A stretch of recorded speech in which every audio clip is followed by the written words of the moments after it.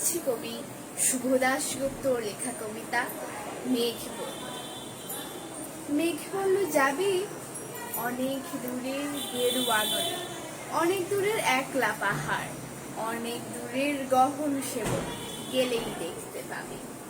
যাবি জানলা দিয়ে মুখ ঝুঁকিয়ে বলল সে মেঘে, যাবি আমার সঙ্গে যাবি। দিন ফুরিয়ে রাত ঘনাবে, রাত ফুরিয়ে সকাল হবে, নীল আকাশে উড়বে পাখি, গেলেই দেখতে পাবি। যাবি শ্রাবণ মাসের একলা দুপুর। মেঘ বলল যাবি আমার সঙ্গে যাবি। কেমন করে যাব রে মেঘ, কেমন করে যাব।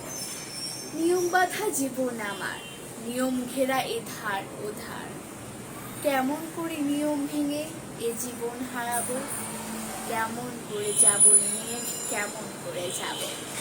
মেঘ বলল দূরের মাঠে বৃষ্টি হয়ে ঝরবো, সবুজ পাতায় পাতায় ভালোবাসা হয়ে ঝরবো। শান্ত নদীর বুকে আনবো জলোচ্ছ্বাসের প্রেম, ইচ্ছে মতো বৃষ্টি হয়ে ভাঙবো, ভেঙে পড়বো।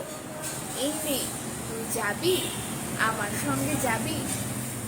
যাব না মেঘ, পারবো না রে যেতে, আমার আছে কাজের বাধা, কাজেই থাকি মেতে।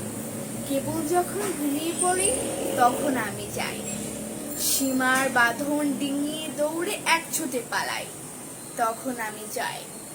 স্বপ্নে আমার গেরুয়া নদী, স্বপ্নে আমার সুনীল আকাশ, স্বপ্নে আমার দূরের পাহাড়, সব দেখতে পাই।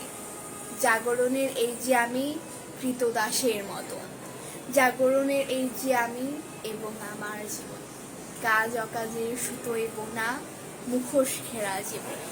তো বলে মেঘ যাব একদিন ঠিক তোর সঙ্গে শ্রাবণ হাওয়ায় নতুন রঙে যাব রে মেঘ যাব।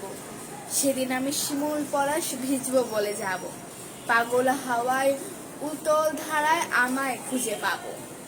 যাব রে মেঘ যাব, যাব রে মেঘ যাব, যাব রে মেঘ যাব। ধন্যবাদ।